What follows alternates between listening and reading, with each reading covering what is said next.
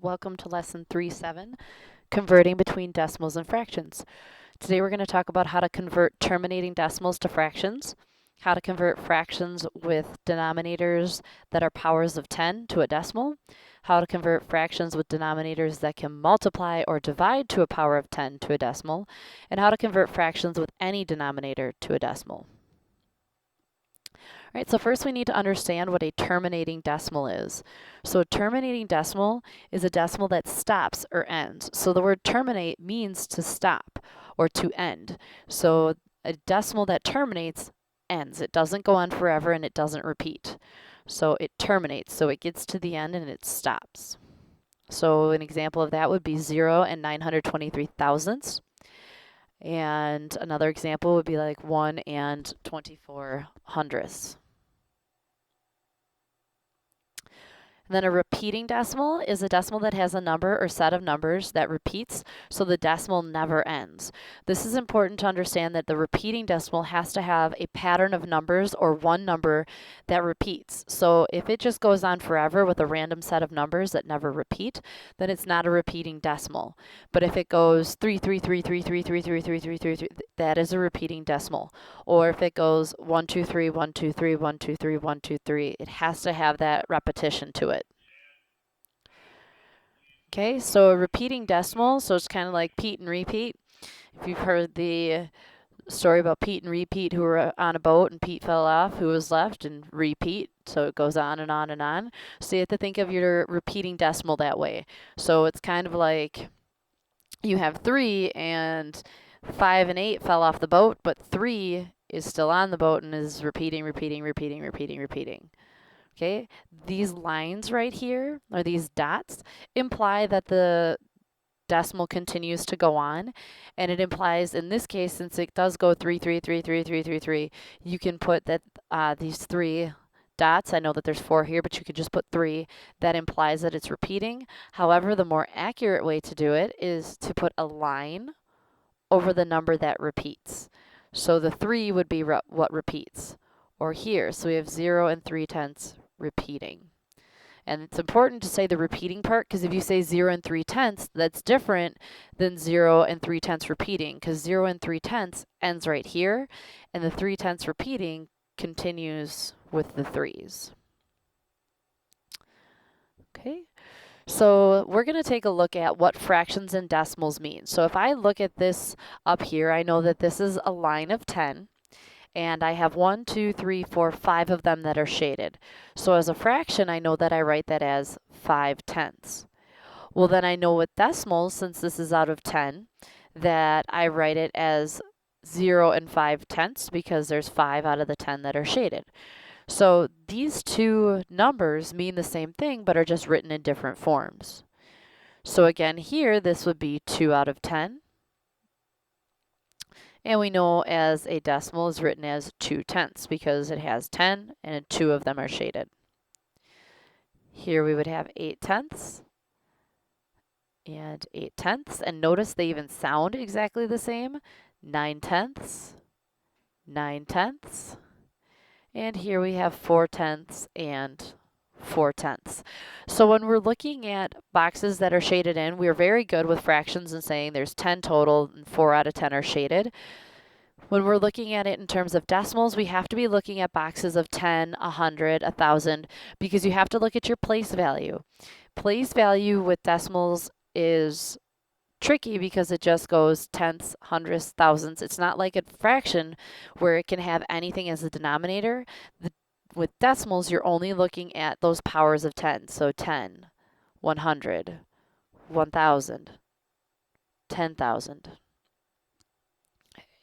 And we'll kind of get into that a little bit more in a little bit. So here, we're working, so this is 10 by 10, so we know that this is out of 100. So we know that our fraction would have a denominator of 100. And then I have to look at how many are filled in. Well, I can make this easy and count that there's 1, 2, 3, 4, 5, 6 full rows of 10, so that's 60. And then I have 1, 2, 3, 4, 5. So I know that this is 65 out of 100, so 65 hundredths. Well, since it's out of 100, I know that that place value has to end in the second spot after the decimal. And since there's not a whole group shaded in, it's going to be 0. And I know that my number has to end in the hundredths place, so it's going to be 0 and 65 hundredths. Okay, again, it's out of 100, so our denominator is going to be 100. And I have one full row of 10 plus 9 more, so this is 19 hundredths. So as a decimal, it is 0 and 19 hundredths. Notice with the fraction, we don't have to say the 0. It's just implied that since there is not anything in front of it, that there is no whole number or that there is no whole group. But with the decimal, you have to have that. You have to show that it is 0.19, so that there is a 0 in front of that decimal. Okay. Going on from there, so if we were just to look at a decimal, first think about it in words. So write it out with your place values. So we have 0, 4, 7. Well, it ends in the hundredths place. Whatever place value it ends in is going to be your denominator. So it's 47 hundredths. So we're looking at out of 100 pieces, there's 47. So however you say it in words, so this is 0 and 47 hundredths, that last word is going to be your denominator. That place value is your denominator. So you really have to be careful and practice and know your place values with decimals. This is why I continually ask you to say your decimals and your numbers correctly, because when we get to this point, it makes converting them a lot easier and it makes understanding what they mean a lot easier. So when you're talking about 47 hundredths in terms of a decimal, it means the same thing as a fraction. It means 47 pieces out of 100. Okay, so again, even if you have a whole number in front, place your numbers where they belong. So I know I have 8 in front of the decimal, which is right here, and then 2 tenths. So this would be 8 as my whole number and 2 tenths.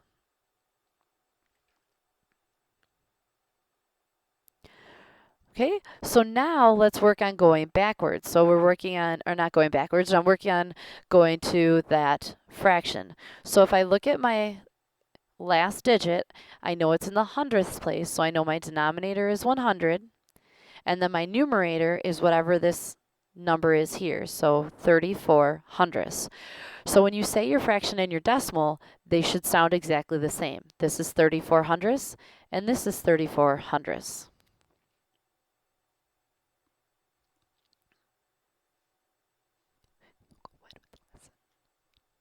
So here you have 52 thousandths, so 1,000 is your denominator, and 52 is your numerator.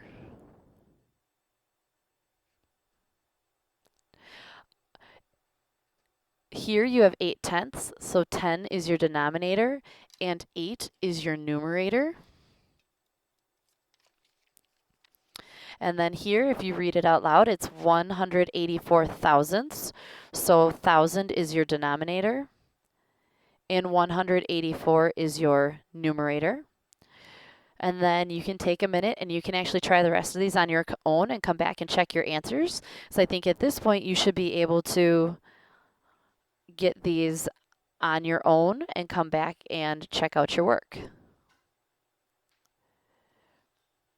All right, so what we're looking at here is a whole number and a decimal.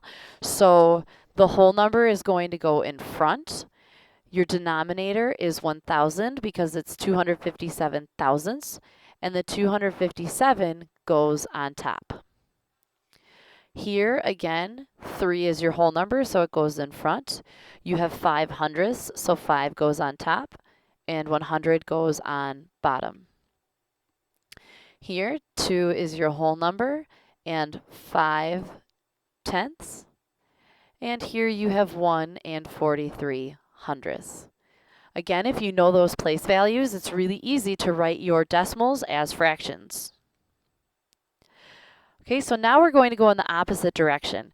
Going in the opposite direction, we want to turn fractions into decimals by making sure if we have denominators that are 10, 100, 1,000, we let them lend themselves easily to changing into decimals. So here, if I look at 321 thousandths, I know thousandths is 3 places after the decimal, so 1, 2, 3. I know the 1 has to be in that last spot, and then I have 321. I don't have a whole number in front, so that's a 0. So I have 0 and 321 thousandths. Here I have 8 tenths, so I know it's 1 place after the decimal, so I should only have 1 number in my numerator, which is the case. 1 is my whole number, so that goes in front. So I have 1 and 8 tenths. Now here we have 20. 20, if you list the multiples of 20, it's 20, 40, 60, 80, 100. Well, 100 is a power of 10. So I know that I can change 9/20ths into something out of 100. To do that, I multiply 20 by 5, so I have to multiply 9 by 5. So we're using equivalent fractions to turn it into a fraction with a denominator of a power of 10. 9 times 5 is 45. So I have 45 hundredths, which I know is 2 places after the decimal. I have no whole numbers, so again, it's 0. So it's 0 and 5 has to be my last number, so 45 hundredths. So this is where knowing your multiples and your basic facts really helps. So if you see 25, 25 is a number that can multiply to 100. We can get it to 100 by multiplying by 4.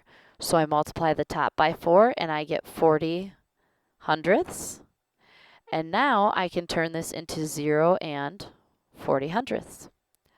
So I want you to take a minute and give these two a shot on your own. Notice that the denominators are not a power of 10, but I will tell you they are numbers that do multiply to a power of 10. Looking over here might help you figure out what that number is. And when you come back, we can check your answer. So here I can multiply by 20, because over here I did 20 times 5, so 5 times 20 should also give me 100. And so I would have to multiply 4 by 20, and I get 3. We don't multiply the 3, just the fraction.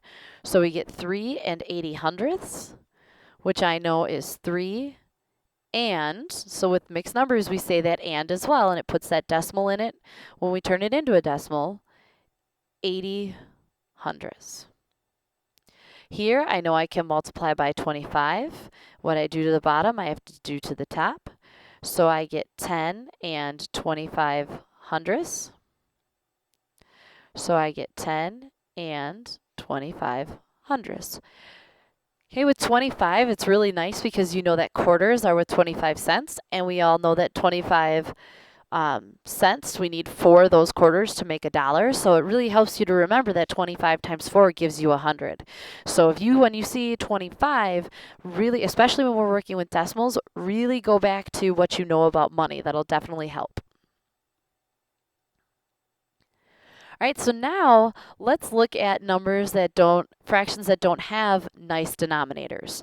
In this case, I know we have a denominator of 4, and I know that that can get us to 100, but we're going to use 1/4 because we know 1/4 should get us to 0 and 25 hundredths because we don't have a whole number, and over here we figured out that 25 hundredths is what the 1/4 is as a decimal. So really all you're doing is turning that fraction into a decimal and then slapping the whole number in front. So here we know 1/4 means 1 divided by 4. And I know that 1 is the dividend, so that goes on the inside, and 4 is the divisor. I know from multiplying with decimals that if I can't go into my first number, I can put a 0. 0 times 4 is 0, and I get 1. Now I can add a decimal and bring my decimal up and add a 0 because 1 is the same thing as 1 and 0 tenths. It's the exact same thing.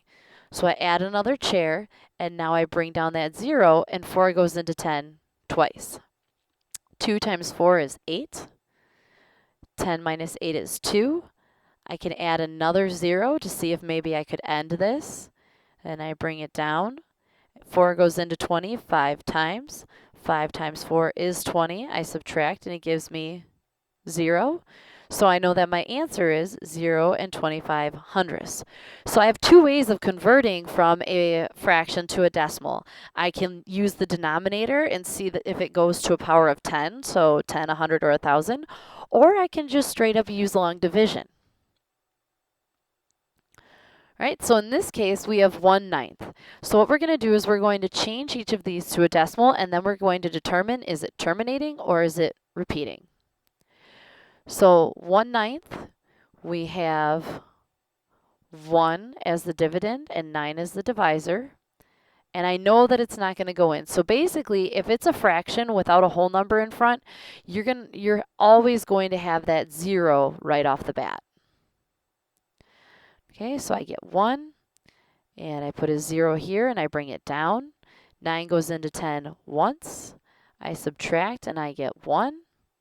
And I'm going to add another 0, bring it down, and I get 10. 9 goes into 10 once.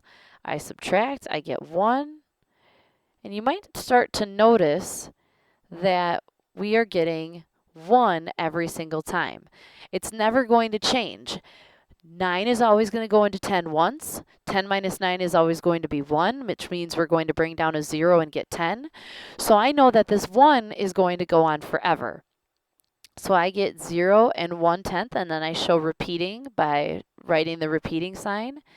And I know that this is a repeating decimal.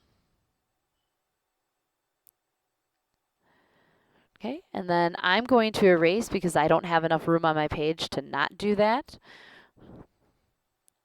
Okay, but I will leave the answer here, so 0 and 1/10, and it's repeating.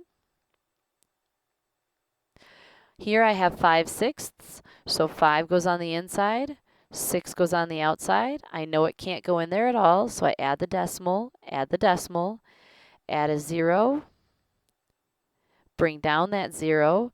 6 goes into 50 8 times, minus 48 gives me 2. I can add another 0 because it doesn't change the value. 6 goes into 20 3 times. 3 times 6 is 18, which gives me 2. Add a 0, bring it down. 6 goes into 20 3 times. 3 times 6 is 18. Okay, we're starting to hit that point again where we're getting this repetition, because every single time 6 is going to go into 20 3 times. 3 times 6 is always going to be 18.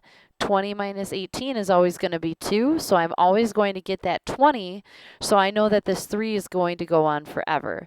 So I get 0 and 83 hundredths, but only the 3 repeats, so I only put the repetition sign over the 3, and I know that this is a repeating decimal. Okay, like always, if you want to try these on your own and then come back and check your answers, you're more than welcome to, or you can continue going through it with me to make sure that you are understanding what you're doing. All right, and we're going to go ahead and get rid of this so I have enough space to do my next problem, because long division does take up quite a bit of space. Okay, 3/8. 3 goes on the inside, 8 goes on the outside. 8 goes into 3 0 times.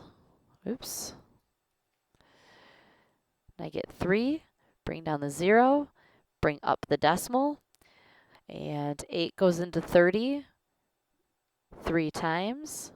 3 times 8 is 24. When I subtract, I get 6. Add a 0, bring it down. 8 goes into 60. Well, let's see, 8 times 6 gives me 48, so that's not going to be big enough. And 8 times 8 is 64, so I can do 8 times 7, which is 56. So again, you don't always have to know right off the bat which number to use. You can always erase. So I know that 60 minus 56 gives me 4. add another 0, bring it down. Notice I didn't at all say that it was repeating because I haven't yet gotten the same answer over and over and over. Initially, I got 3, and then I got 6, and then I got 4. So now I know 8 goes into 40 5 times. 5 times 8 is 40, and I get 0. So this doesn't repeat. This is a terminating decimal. So 3/8 is equal to 0 and 375 thousandths. And it is a terminating decimal.